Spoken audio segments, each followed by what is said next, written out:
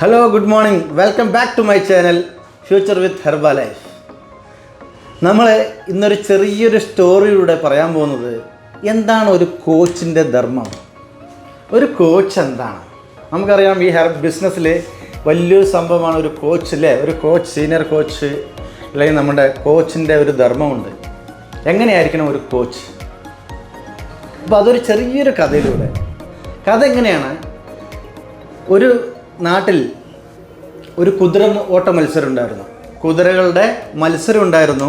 ആ മത്സരത്തിൽ എന്താണ്, എല്ലാ പഞ്ചായത്തിൽ നിന്നും ഓരോരുത്തരും ഓരോ പഞ്ചായത്തിൻ്റെ ഭാഗമായി ഓരോ കുതിരകളെ കൊണ്ടുവരണം.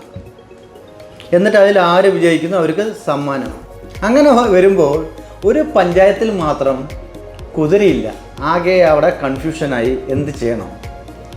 അപ്പോൾ അവിടെ കഴുതയുണ്ടായിരുന്നു.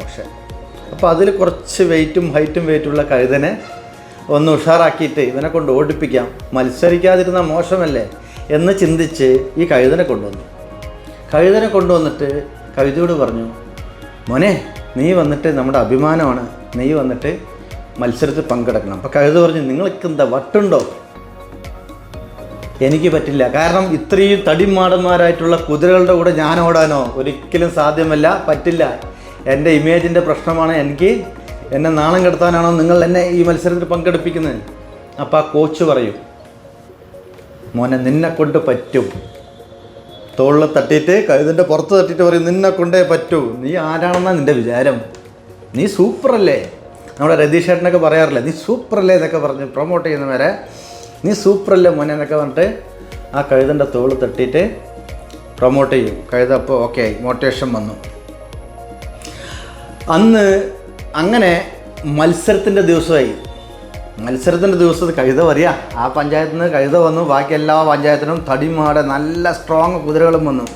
ഈ കുതിരകളെയൊക്കെ കണ്ടപ്പോൾ കഴുത ഒന്ന് ബേജാറായി. എങ്ങനെ ഓടും? ആകെ കൺഫ്യൂഷൻ. അപ്പോൾ കുതിര വന്നിട്ട് പെട്ടെന്ന് പറഞ്ഞു, സ്വഭാവം മാറ്റി, കോച്ചേ എന്നെ കൊണ്ട് പറ്റില്ല. ഇത് നോക്ക്, സൈസ് നോക്ക്, കുതിരകളുടെ സൈസ്. ദൈവമേ, എന്നെ കൊണ്ട് പറ്റില്ല, എന്നെ വെറുതെ വിട്ടേക്ക്. വിടൂ. അങ്ങനെ നമ്മൾ പലവരും പറ്റില്ല പറഞ്ഞിട്ട് നിൽക്കുന്നവരുണ്ടല്ലേ, എന്നെക്കൊണ്ട് എങ്ങനെ ചെയ്യുക, എന്നെക്കൊണ്ട് പറ്റില്ല പറയുമ്പോൾ. അപ്പോൾ കോച്ച് പറഞ്ഞു, നിന്നെ കൊണ്ടേ പറ്റൂ, നിന്നെ കൊണ്ട് പറ്റും പറഞ്ഞ് ആ കഴുതനെ അവൻ്റെ അടിയിൽ കൊണ്ടുപോയി നിർത്തി. കഴുത വിറച്ചിട്ടാണ് നിൽക്കുന്നത്. അങ്ങോട്ട് നോക്കും, ലെഫ്റ്റ് നോക്കും, റൈറ്റ് നോക്കും, വിറച്ചിട്ടാണ് നിൽക്കുന്നത്. കോച്ച് എല്ലാ കോച്ചിൻ്റെ അടുത്തും എന്തുണ്ടാവും, എങ്ങനെ നിങ്ങളെ വിജയിപ്പിക്കണം എന്നുള്ള ഐഡിയ ഉണ്ടാവും.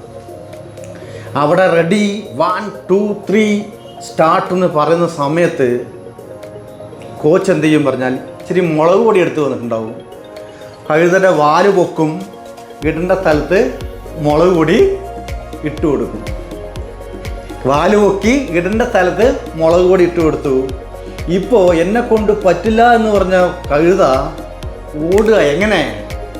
മരണപ്പാച്ചൽ ഓടിക്കൊണ്ടിരിക്കുക.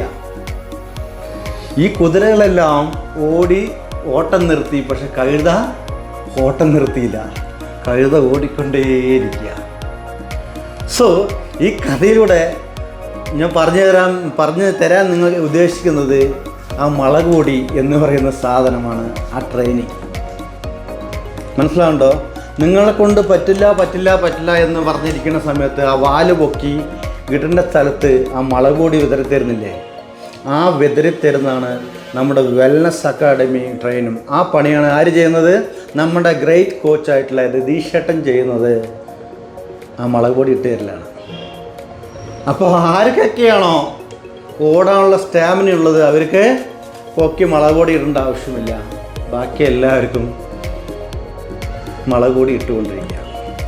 സോ ഒരു കോച്ച്, ഒരു സ്റ്റാൻഡേർഡായിട്ടുള്ള ഒരു നല്ലൊരു കോച്ച് വിചാരിച്ചു കഴിഞ്ഞാൽ നമ്മളുടെ ലൈഫിൽ വലിയൊരു മാറ്റം കൊണ്ടുവരാൻ ആ കോച്ചിന് സാധിക്കും.